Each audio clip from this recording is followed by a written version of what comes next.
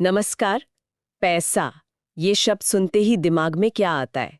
Share बाजार, बड़े bank या शायद अमीर बनने के नुस्खे। हाँ, अक्सर यही सब आता है। आज हम इन सब से हटकर बात करेंगे। आज हम गहराई से समझने वाले हैं पैसे के मनोविज्ञान को। हम्म। मतलब ये समझने में कि हम पैसे को लेकर सोचते कैसे हैं और वैसा व्यवहार क्यों करते हैं, है ना? बिल्कुल, ये एक बहुत ही दिलचस्प पहलू है। हमारे हाथ लगी है मॉर्गन हाउसेल की मशहूर किताब द साइकोलॉजी ऑफ मनी। हाँ, काफी चर्चित किताब है। उसके कुछ कमाल के हिस्से हैं। वो कहते हैं कि पैसे के मामले में आपकी डिग्री या आपका आईक्यू वो उतना मायने नहीं रखता नहीं। जितना आपका व्यवहार रखता है। क्या ये सचमुच इतना इतना सीधा है? चलिए देखते हैं। हाँ, ये बात थोड़ी चौंकाने वाली लग सकती है, बिल्कुल। पर इन हिस्सों में यही तर्क दिया गया है और ये हमें सोचने पर मजबूर करते हैं किस बारे में? कि क्यों कुछ बेहद पढ़े लिखे समझदार लोग पैसों के मामले में बुरी तरह असफल हो जाते हैं, हाँ, देखा है ऐसा होते हुए। जबकि सामान्य दिखने वाले लोग भी अच्छी खासी दौलत बना लेते हैं। तो इसका जवाब कहाँ है? जवाब अक्सर हमारे व्यवहार में, हमारी भावनाओं में और दुनिया को देखने का हमारा जो अपना नजरिया है उसमें छिपा होता है। अच्छा, तो आज का हमारा मकसद क्या है, मतलब इस बातचीत से? हम कोशिश करेंगे कि इन कहानियों और विचारों से पैसे से जुड़े अपने बर्ताव को बेहतर समझें। और शायद अपने लिए कुछ बेहतर फैसले लेने की प्रेरणा मिले। हाँ, बिल्कुल। तो शुरुआत करते हैं कहानी से। एक ऐसी कहानी जो शायद पूरी बात की नींव रखती है। ठीक है। एक टेक जीनियस की कल्पना कीजिए, मतलब एकदम जीनियस, जिसने वाईफाई राउटर का एक बहुत जरूरी हिस्सा बनाया था। कई कंपनियां शुरू की, बेची, बेहद अमीर। अच्छा। इतना अमीर कि नोटों की गड्डियां लेकर घूमता था, लोगों को दिखाता था। अरे बाप रे। एक बार तो दोस्तों के साथ सोने के सिक्के समुंदर में फेंक दिए, मजे के लिए। मजे के लिए? कमाल है। हाँ, और एक बार होटल का लैंप तोड़ दिया तो मैनेजर के मुंह पर हजारों डॉलर फेंक दिए। ओ। अंजाम क्या हुआ होगा? अंदाजा लगा सकता हूँ, शायद कुछ अच्छा नहीं हुआ। दिवालिया हो गया। बिल्कुल। देखा। और दूसरी तरफ है रोनाल्ड रीड। रोनाल्ड रीड, ये कौन थे? एक चौकीदार और गैस स्टेशन अटेंडेंट। अच्छा, सामान्य नौकरी। हाँ, पूरी जिंदगी बेहद सादगी से जी, छोटी छोटी बचत करते रहे और उन्हें ब्लू चिप स्टॉक्स में लगाते रहे, मतलब बड़ी जानी मानी कंपनियों के शेयर में। ठीक है, सुरक्षित निवेश। और दशकों तक इंतजार किया, दशकों तक धैर्य रखा। बिल्कुल। जब 92 साल की उम्र में उनकी मृत्यु हुई तो उनके पास $8 मिलियन से ज्यादा की संपत्ति थी। $8 मिलियन चौकीदार के पास? हाँ, और उसका बड़ा हिस्सा उन्होंने अस्पताल और लाइब्रेरी को दान कर दिया। वाह। ये दो कहानियां तो बिल्कुल विपरीत हैं, है ना? ये साफ दिखाती हैं कि सिर्फ होशियार होना काफी नहीं है। एक और उदाहरण है रिचर्ड फुस्कुन का। हाँ, हार्वर्ड से पढ़े थे, मेरिल लिंच में बड़े पद पर, मतलब दिमाग तो तेज था ही। बिल्कुल। पर 2008 का जो आर्थिक संकट आया, हाँ, वो तो भयानक था। उसमें भारी कर्ज और गैर जरूरी खर्चों ने उन्हें दिवालिया बना दिया। तो यहाँ भी वही बात हुई। हाँ, देखिए, रोनाल्ड रीड में धैर्य था, रिचर्ड फुस्कोन में शायद लालच या खर्च पर नियंत्रण नहीं था। आर्थिक सफलता ना वो गणित या फिजिक्स जैसी नहीं है जहां नियम एकदम पक्के हों। नहीं, ये मनोविज्ञान जैसा है, भावनाओं का, व्यवहार का, छोटी छोटी बातों का खेल है। ये एक तरह की सॉफ्ट स्किल है। तो पहला बड़ा सबक एकदम साफ है, पैसे के खेल में दिमाग से ज्यादा आपका बर्ताव मायने रखता है। बिल्कुल। पर सवाल यह है कि ये बर्ताव आता कहाँ से है, ये हम ऐसा व्यवहार करते क्यों हैं? किताब में एक लाइन है, कोई भी पागल नहीं है। हाँ, ये बहुत गहरी बात है। इसका मतलब है कि हर इंसान पैसे से जुड़े फैसले अपने निजी अनुभवों के आधार पर लेता है। अपने अनुभव? हाँ। और वो फैसले उस इंसान को उस वक्त बिल्कुल सही, बिल्कुल तर्कसंगत लगते हैं, चाहे दुनिया को वो अजीब लगे। बिल्कुल, चाहे वो कितने ही अजीब क्यों ना लगे। सोचिए, जिसने 1930 की महामंदी देखी है, ओह हाँ, जब सब कुछ तबाह हो गया था। हाँ, उसका पैसे को लेकर नजरिया उस इंसान से एकदम अलग होगा जिसने 1990 के दशक की जबरदस्त आर्थिक तेजी देखी हो। ये बात तो सही है। जैसे जॉन एफ कैनेडी का परिवार, वो महामंदी के दौरान और अमीर हो गया था। हाँ, तो उनके लिए वो सिर्फ इतिहास की एक घटना थी, कोई निजी अनुभव नहीं। सही कहा। उनके लिए वो बस किताबों की बात थी। या वो उदाहरण लीजिए, कम आय वाला व्यक्ति जो लॉटरी टिकट खरीदता है। हाँ, अक्सर लोग कहते हैं कि ये पैसे की बर्बादी है। बाहर से देखने पर शायद लगे भी, पर उस व्यक्ति के नजरिए से सोचिए, शायद वो उस छोटी सी उम्मीद के लिए कीमत चुका रहा है, एक बेहतर जिंदगी के सपने के लिए। हाँ, एक ऐसी जिंदगी जो उसे वैसे हासिल करना शायद नामुमकिन सा लगता हो, तो उसके लिए ये एक तर्कसंगत फैसला हो सकता है। अच्छा, ये सोचने का नया तरीका है। बिल्कुल, हमारे अनुभव ना वो दुनिया का बहुत छोटा सा हिस्सा होते हैं, शायद 1% का भी छोटा हिस्सा, हाँ, ये तो है। लेकिन वो हमारी 80% सोच पर हावी रहते हैं कि दुनिया चलती कैसे है। 80%? हाँ, इसीलिए अलग अलग पीढ़ी के लोग, अलग अलग आर्थिक पृष्ठभूमि के लोग एक ही जानकारी मिलने पर भी निवेश, जोखिम, बचत, इन सब पर बिल्कुल अलग राय रख सकते हैं। जैसे जिसने मान लीजिए 1960 के दशक में बहुत महंगाई देखी हो, वो बॉन्ड्स को लेकर हमेशा थोड़ा डरा हुआ रहेगा, क्योंकि बॉन्ड की वैल्यू गिर जाती है महंगाई में। हाँ, और जिसने 1990 के दशक में शेयर बाजार को 10 गुना बढ़ते देखा हो, वो तो शेरों का दीवाना होगा। बिल्कुल, वो शेयरों को लेकर ज्यादा उत्साहित होगा। तो ये समझना जरूरी है कि दूसरे का फैसला जो हमें अजीब लगे, उसके अनुभवों के हिसाब से बिल्कुल सही हो सकता है। दूसरों के जूतों में पैर डालकर देखना जरूरी है। बिल्कुल। अच्छा, तो अनुभव हमारे नजरिए बनाते हैं, ठीक है, लेकिन क्या सिर्फ अनुभव ही सब कुछ तय करते हैं? किस्मत और जोखिम, इनका भी तो बहुत बड़ा हाथ होता है ना? बहुत बड़ा, किस्मत और जोखिम। बिल गेट्स की कहानी देखिए। हाँ, वो दुनिया के उन बहुत कम स्कूलों में से एक में पढ़े जहां 1968 में ही कंप्यूटर था। ये तो किस्मत थी ना? ये सरासर किस्मत थी। उस वक्त कंप्यूटर होना मतलब बहुत बड़ी बात थी। बिल्कुल, लेकिन उसी कहानी का दूसरा पहलू भी है। क्या? उनके एक दोस्त थे, केंट इवांस। Kent Evans. वो भी उतने ही होशियार, कंप्यूटर को लेकर उतनी ही जुनूनी, दोनों साथ में दुनिया बदलने के सपने देखते थे। अच्छा। लेकिन स्कूल खत्म होने से पहले ही एक पहाड़ चढ़ने के दौरान हुए हादसे में केंट की मौत हो गई। ओह, ये तो दुखद है। ये जोखिम था। हाँ, एक को किस्मत ने इतना बड़ा मौका दिया और दूसरे को जोखिम ने रोक दिया। ये किस्मत और जोखिम एक ही सिक्के के दो पहलू जैसे हैं। बिल्कुल। दुनिया इतनी जटिल है, इतनी उलझी हुई कि आपके 100% काम आपके 100% नतीजों को तय नहीं करते। हाँ। हमेशा कुछ ना कुछ बाहरी चीजें असर डालती हैं। हाँ, और ये जानना कि सफलता में किस्मत कितनी थी और असफलता में जोखिम कितना, ये तो लगभग नामुमकिन है। बिल्कुल नामुमकिन। नोबेल पुरस्कार विजेता रॉबर्ट शिलर ने भी यही कहा था। जैसे वो पुराने उद्योगपति थे ना, कॉर्नेलियस वेंडरबिल्ट या जॉन डी रॉकफेलर। हाँ, जाने माने नाम है। उन्होंने कई बार नियम तोड़े बिजनेस में आगे बढ़ने के लिए और कामयाब हुए। क्या ये उनकी हिम्मत थी या सिर्फ अच्छी किस्मत के वो पकड़े नहीं गए? कहना मुश्किल है, बहुत मुश्किल। दूसरी तरफ एनरॉन ने भी नियम तोड़े और वो तबाह हो गई। हाँ, एनरॉन का स्कैंडल तो बहुत बड़ा था। और बेंजामिन ग्राहम को देखिए, वॉरेन बफेट के गुरु। हाँ वही, वो डाइवर्सिफिकेशन के मतलब जोखिम बांटने के सबसे बड़े पैरोकार माने जाते हैं। लेकिन उन्होंने खुद अपना नियम तोड़कर जाइको नाम की कंपनी में बहुत बड़ा निवेश किया और जबरदस्त सफल रहे। तो ये हुनर था या किस्मत? कौन जाने, शायद दोनों का मिश्रण हो। इसीलिए किसी की सफलता या असफलता को देखकर तुरंत कोई फैसला करना ठीक नहीं। मतलब जजमेंटल नहीं होना चाहिए। बिल्कुल, वो कभी उतना अच्छा या बुरा नहीं होता जितना हमें दिखता है। हमें हमेशा सफलता में भाग्य और असफलता में जोखिम की भूमिका का सम्मान करना चाहिए, उसे मानना चाहिए। ठीक है, तो बर्ताव अहम है, अनुभव हमारे नजरिए बनाते हैं और किस्मत, जोखिम हमेशा साथ चलते हैं। पर इन सब के बीच एक और बहुत जरूरी चीज है। वो क्या है? वो है ये जानना कि कब रुकना है। रुकना है। हाँ, कब कहना है बस इतना काफी है, इनफ। इनफ, ये शब्द। इसके लिए कर्ट वॉनगुड और जोसेफ हिलर की कहानी मुझे बहुत पसंद है। बताइए ना। दोनों मशहूर लेखक थे। वो एक बहुत अमीर हेज फंड मैनेजर की पार्टी में थे।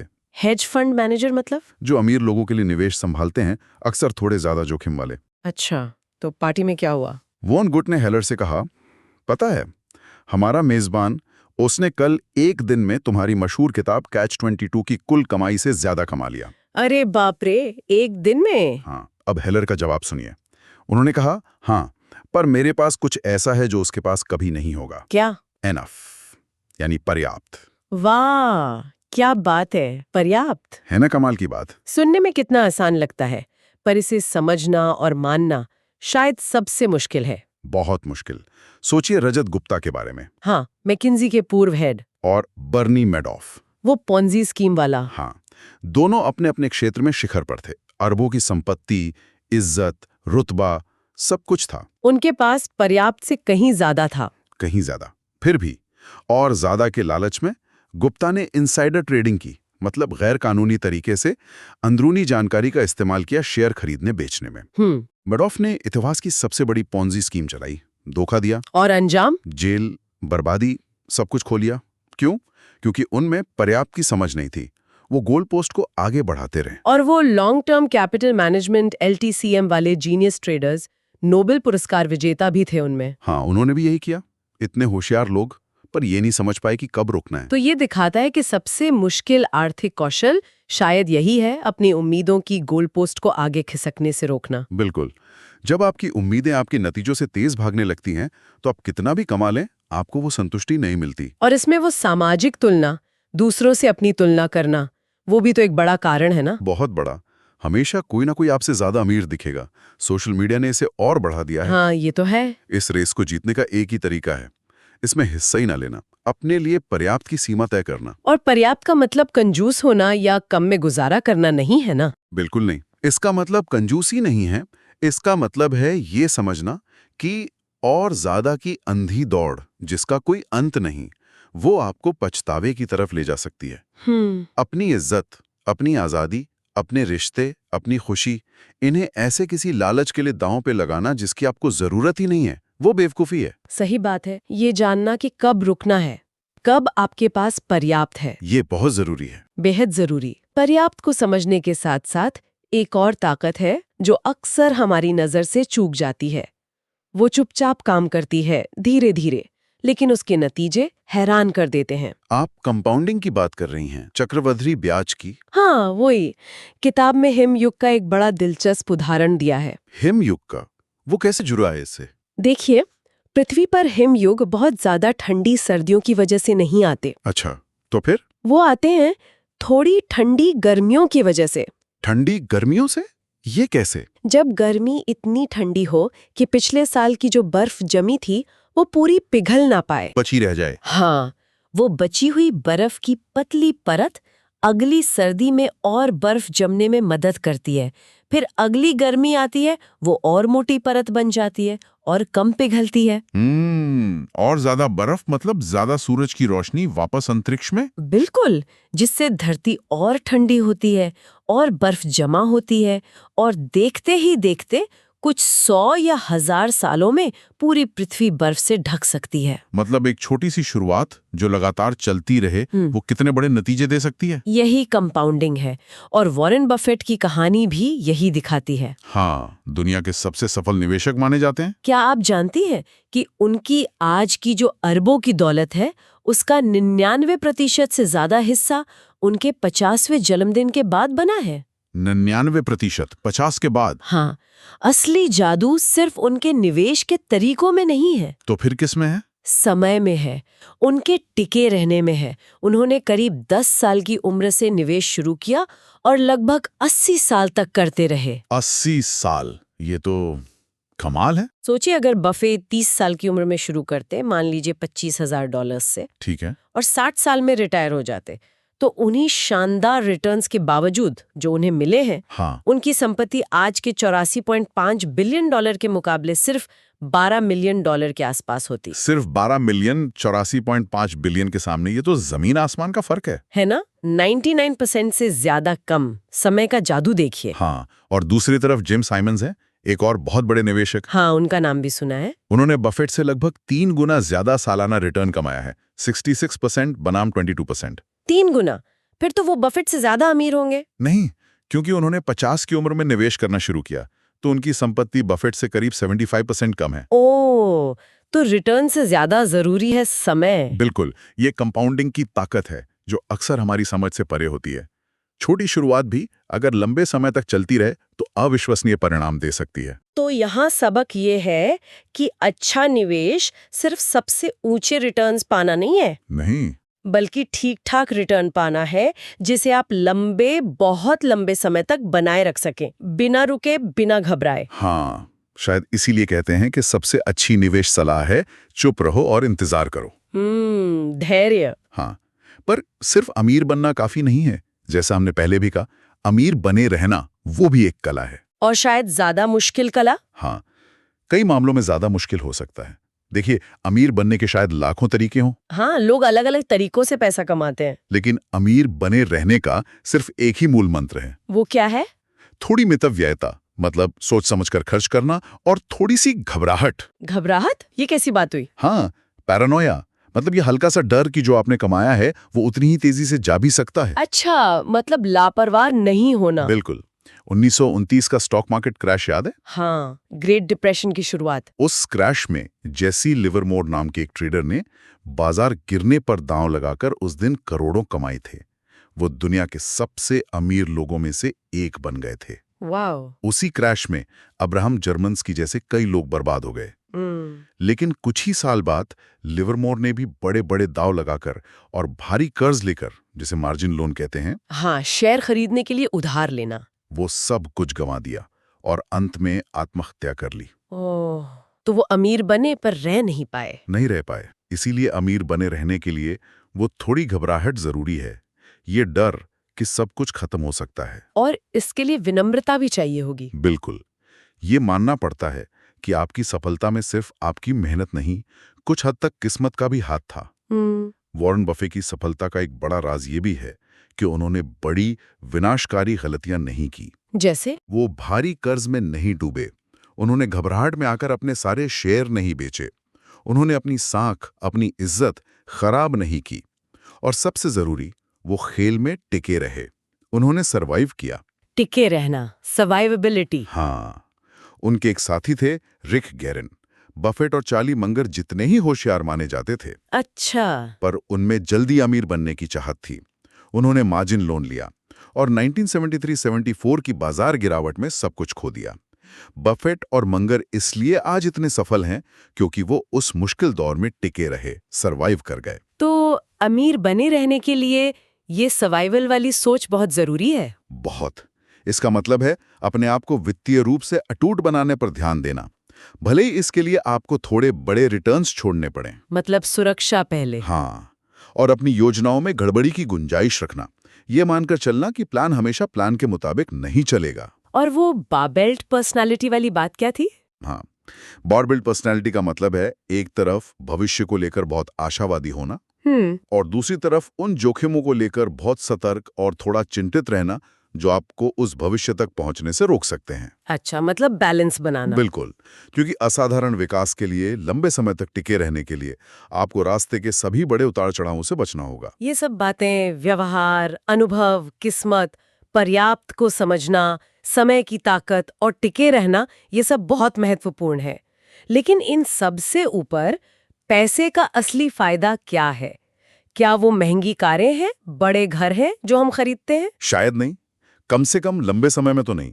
मिशिगन विश्वविद्यालय के एक मनोवैज्ञानिक थे एंगस कैम्बल। हाँ। उन्होंने सालों पहले खुशी पर बहुत शोध किया था और पाया कि खुशी का सबसे पक्का, सबसे शक्तिशाली कारण ज्यादा कमाई, बड़ा घर या ऊंची नौकरी नहीं है। तो फिर क्या है? वो है अपनी जिंदगी पर नियंत्रण की मजबूत भावना। अपनी जिंदगी पर नियंत्रण, कंट्रोल ओवर वन्स लाइफ। हाँ, ये महसूस करना कि आप अपनी जिंदगी की गाड़ी खुद चला रहे हैं, आप फैसले ले सकते हैं, आप मजबूर नहीं हैं। और यही पैसे का सबसे बड़ा और शायद सबसे अनदेखा मूल्य सामने आता है। बिल्कुल, पैसे का सबसे बड़ा आंतरिक मूल्य, इंट्रिंसिक वैल्यू, आपको अपने समय पर नियंत्रण देने की क्षमता है। अपने समय पर नियंत्रण। हाँ, ये वो आजादी है जो उस पैसे से आती है जिसे आपने बचाया है, खर्च नहीं किया। वो आपको विकल्प देता है। कैसे विकल्प? सोचिए, बीमार होने पर आप कुछ दिन की छुट्टी ले सकें बिना ये डरे कि सैलरी कट जाएगी। हाँ, ये तो बड़ी राहत है। या नौकरी चली जाए तो घबराहट में कोई भी छोटी मोटी नौकरी पकड़ने के बजाय आप कुछ महीने इंतजार कर सकें सही मौके का। या अपने बॉस से इसलिए ना डरना कि अगर नौकरी चली गई तो क्या होगा, क्योंकि आपके पास इमरजेंसी फंड है। सही बात है। या जब आप चाहें तब रिटायर हो पाना, न कि तब जब आपकी मजबूरी हो जाए।